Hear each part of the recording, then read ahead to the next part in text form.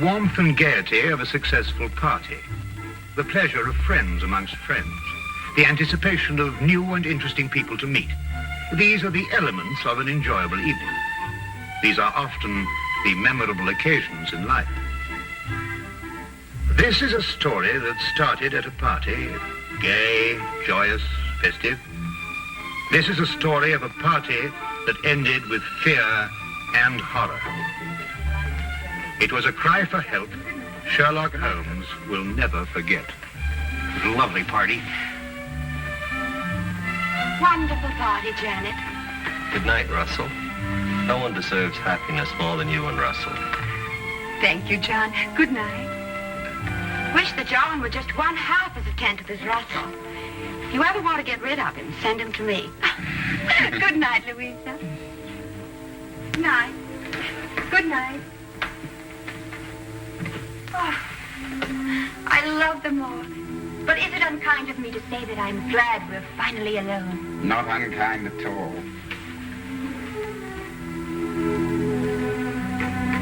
Just leave everything till tomorrow, Susan. Thank you, madame. Good night. Good night, madame.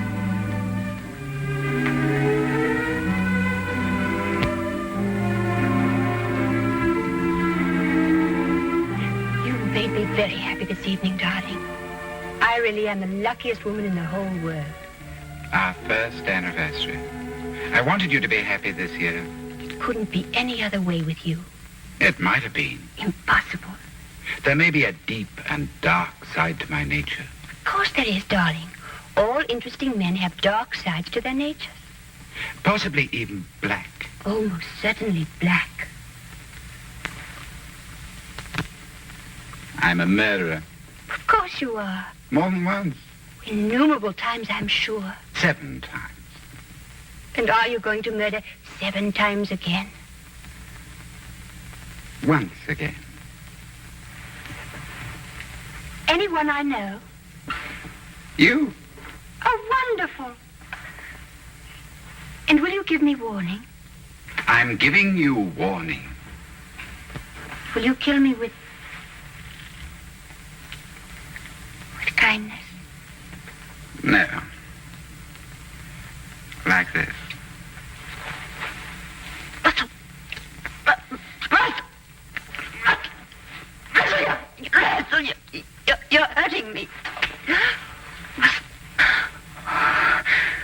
Russell, whatever came over you? I told you, my darling. Tomorrow, at exactly 9 o'clock, I will strangle you as I have strangled 7 before.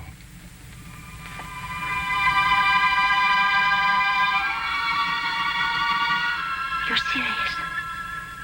About the art of murder, I am always serious. I've used it as it suited my convenience. Death is my only true friend. Russell, don't talk like that. You don't believe me now, my dear. But you'll think about it. You'll come to know and to fear. Then you'll fly to the police and tell them what has happened. They may believe you, they may not. And tomorrow, at exactly 9 o'clock, I will kill you.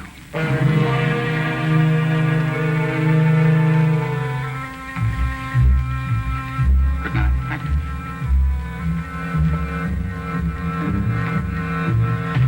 Oh, yes. Happy anniversary, my dear.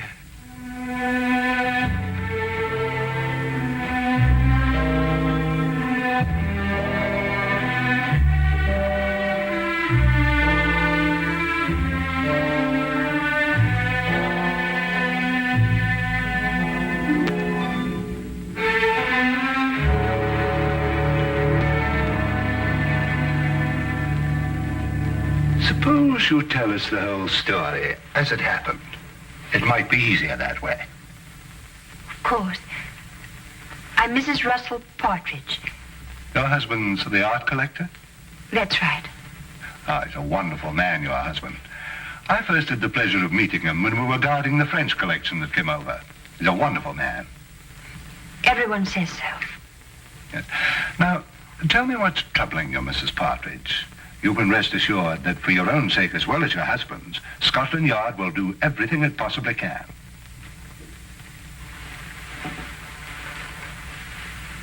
It was nothing. Nothing? I was mistaken. I can see it now. Probably the result of too much party last night and an overactive imagination. Well, perhaps you care to tell me about it anyway. It may help to dispel any doubts you have. It isn't necessary, really. I'm sorry to have taken so much of your time, Inspector. I'm sure you're a very busy man. Mrs. Partridge, I'm very pleased to hear you feel this way now. What do you mean? Your husband told me of the incident last night. He was afraid you wouldn't be able to overcome the delusion. My husband told you? Yes, he was here this morning. What did he tell you? Only that you were suddenly overcome by the idea that he intended to harm you. You're over that now, I see. My husband told you that? May I say, Mrs. Partridge, that in my experience here at Scotland Yard, I've met many people who thought for a short time that they were being persecuted. But it passes. And your husband will help you, I'm sure. I'm sure. Thank you, Inspector.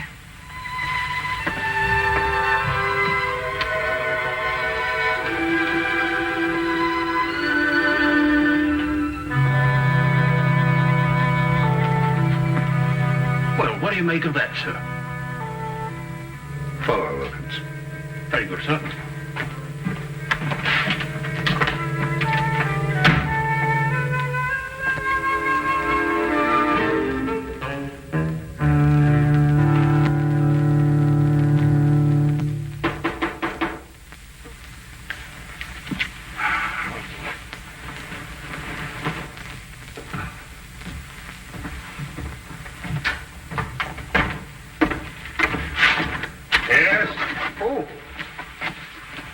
Is this the flat of Mr. Sherlock Holmes? Yes, Mr. Holmes has just gone downstairs to the tobacconist. Won't you please come in? Thank you. Oh, please excuse me. Would you like to sit over here?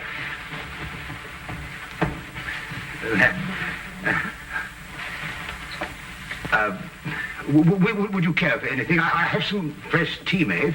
No, thank you. You say Mr. Holmes will be right back. Oh, yes. Oh, forgive me. I'm Dr. Watson. How do you do? I'm Mrs. Russell Partridge. Oh, is your husband the art collector? Yes. Oh, I met him not long ago. Wonderful man. Thank you. Of course, I'm not much an authority on art myself. I just like what I like, you know. But I understand he's one of our leading judges. Yes, that's true. Wonderful man. Interesting, too. Yes. I think perhaps I'd better leave. I was wrong to think that... What a beautiful day, Watson. Perfectly exquisite. We really must make an effort to get out and about more often and see the beauties that are... I beg your pardon, madam. I didn't realize we had a guest. May I present Mr. Holmes? This is Mrs. Russell Partridge. Do forgive the exuberance of my entrance, madam. I'm delighted to meet you. Won't you sit down? I think that I realize the situation is a delicate one. How do you know? Because you didn't wish it to be known that you'd come here, so you left your carriage at the corner of the street and walked.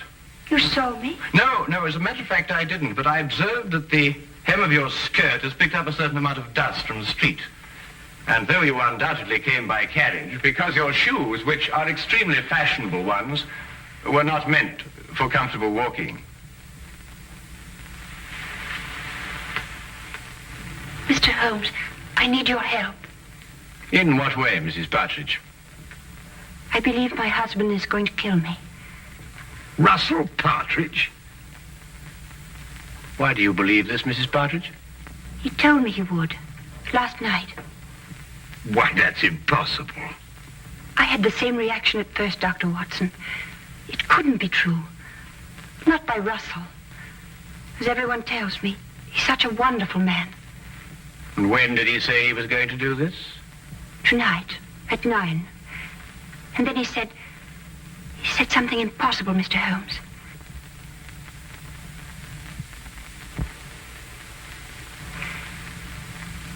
He said, I would be the 8th.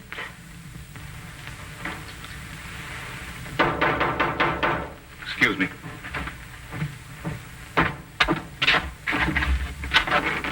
Hello, Inspector. What can I do for you? Hello, Dr. Watson. I want to speak to Mrs. Partridge. How do you know she's here? I had her followed from Scotland Yard. Oh, I see. I'm sorry to have to do this, Mrs. Partridge, but I was afraid you might still think you were in danger. I see now that you do. I'm sorry. But Lestrade, Mrs. Partridge has just told us that her husband is going to kill her tonight at 9 o'clock. Mr. Partridge came to the yard this morning to tell me that his wife was going to call on me. How did he know? He said you told him you were going to call. That's not true. I decided to do it this morning. It was 10 o'clock, I remember. Mrs. Partridge, at 10 o'clock, your husband was still sitting in my office. Mr. Holmes, I don't understand. I don't understand how Russell knew I would go to see Inspector Lestrade. I swear I never told him.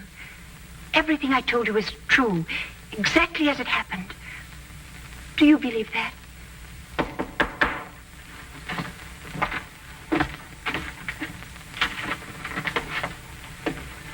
Excuse me.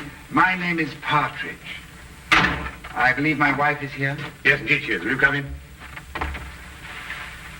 Russell. I'm sorry I'm late, my dear. I was detained at the gallery. Are you ready to leave? How did you know I was here? How did I know you were here? Yes. How did you know? But you said you'd be here. You told me to meet you here. Have you forgotten?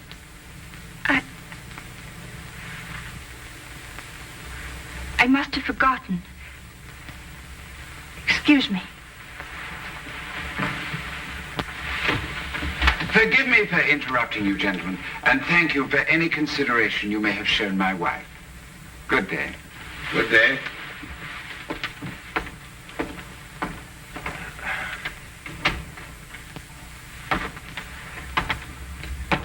Well, I'd say that young woman was heading for a complete nervous breakdown. I've seen these delusion cases before. A very interesting man, and a very distinctive one. When I went down to the tobacconist, I wondered why he was standing at the corner of the street, watching this flat so intently. And now I think I know why. Yes, indeed, a very, very interesting man.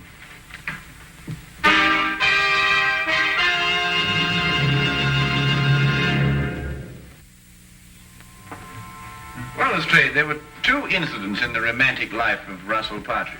In the first case, his fiancée ran off with another man and was never seen again.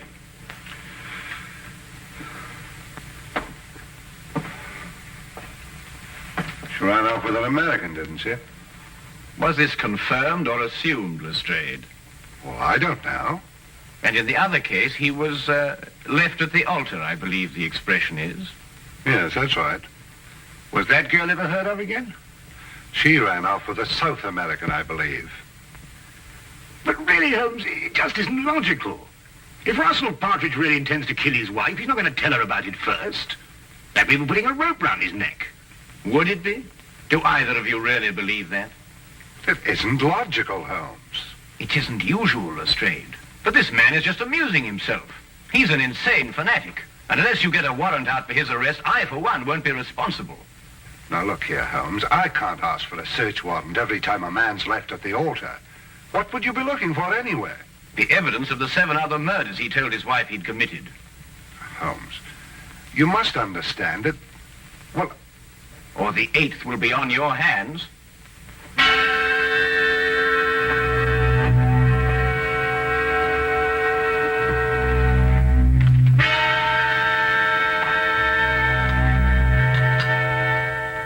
Going completely against his own judgment, Lestrade had the search warrant issued, and Scotland Yard entered the Partridge house and searched with the thoroughness and efficiency that only that organization was capable of. From basement to attic, no wall, no object was left without meticulous examination. Holmes directed the entire investigation. I have never seen him so intense, so insistent, and at the end, so completely frustrated. If Partridge was the criminal Holmes believed, there was no question he had won.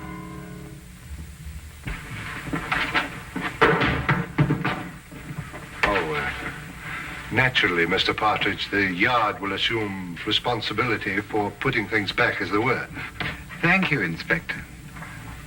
I do hope you'll forgive us bursting in like this. It's Mr. Holmes who... I understand Mr. Holmes very well. I suppose I'd feel the same way, under the circumstances.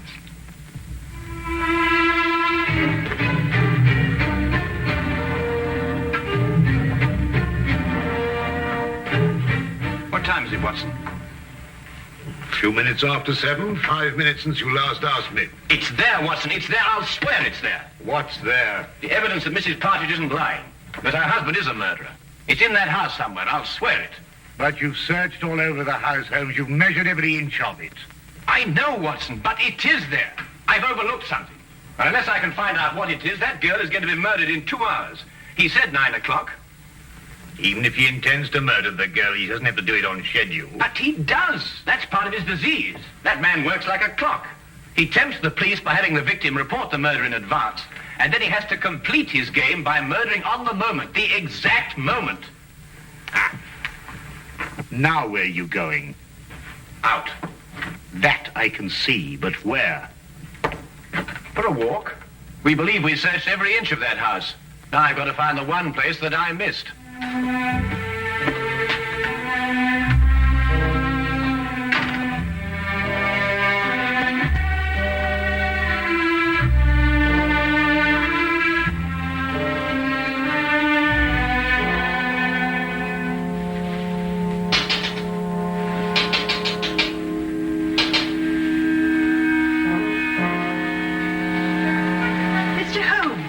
Mrs. Partridge, I realize the entrance is somewhat unconventional, but then so are the circumstances. I believe I made the climb unseen. What are you doing here? I want to prevent you from doing this. I can't stay here. You must. If I stay here, kill me. Mrs. Partridge, I know your life is in danger, but if you leave here, I can't guarantee your safety. If you stay and help me, we may yet have a chance. A chance? Yes. It's my theory that your husband will try to... Janet!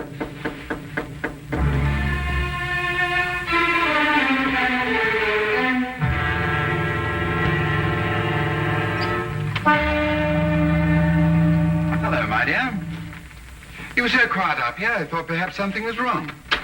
Are you planning a trip? No. Going out, perhaps? I was. But then I changed my mind. Why did you change your mind? Because I think you're lying. You're insane, Russell. But I don't believe you're dangerous. I shall stay here tonight and leave in the morning. I'm glad you feel like that, Janet. It shows you have great strength of character.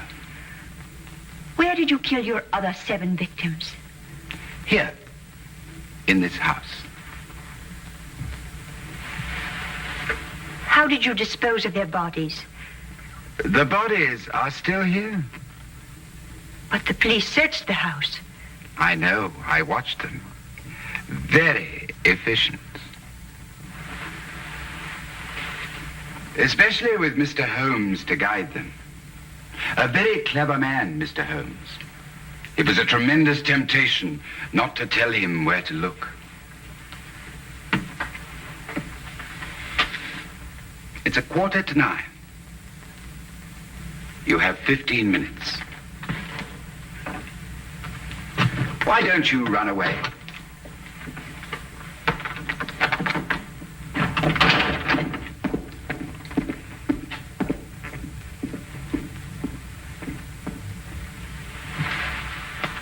Very well done indeed, Mrs. Partridge.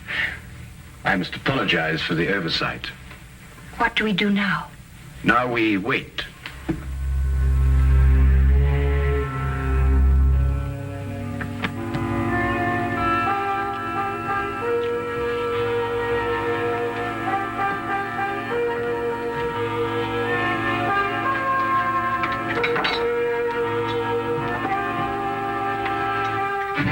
Only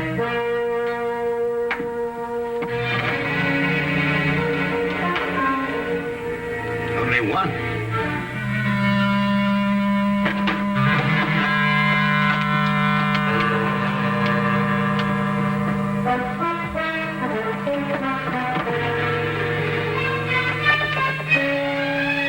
Holmes.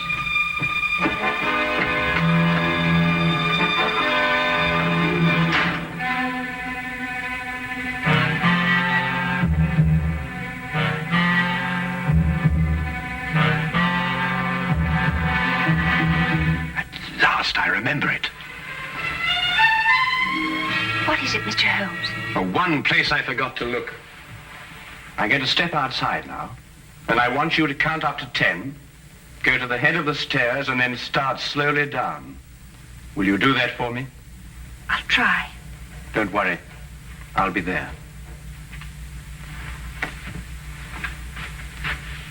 10 seconds, remember?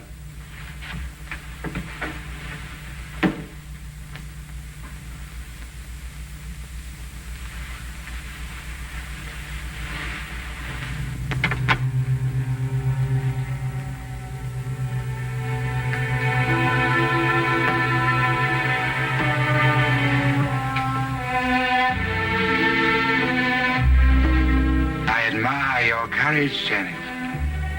Aren't you afraid? No. I don't believe you. I think you are afraid. No, I'm not. The others were afraid. Don't take that last step. How did you get in? The important thing is that I'm here, and that your wife is safe. And because of your premature revelation of yourself, so am I. I'm sure it is not against the law of England to walk up the stairs in one's own house.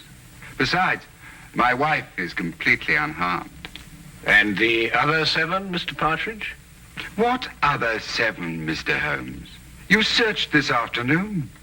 The other 7 exist in my poor wife's sick imagination. Yes, and in mine, too. I know where they are now. Really?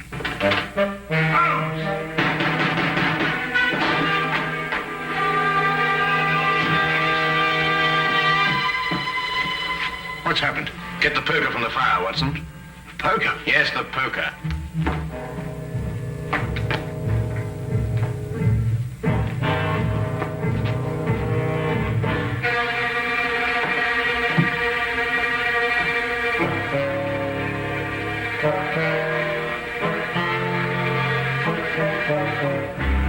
I imagine there is a way of opening your unique coffin, Mr. Partridge. And if not, Dr. Watson here is more than capable of breaking it open.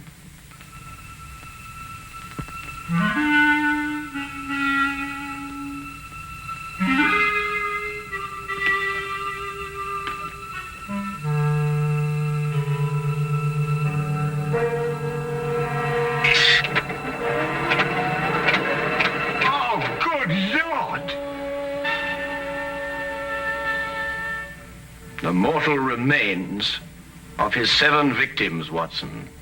Each step a coffin, and each coffin a monument to the most insane killer I have ever met.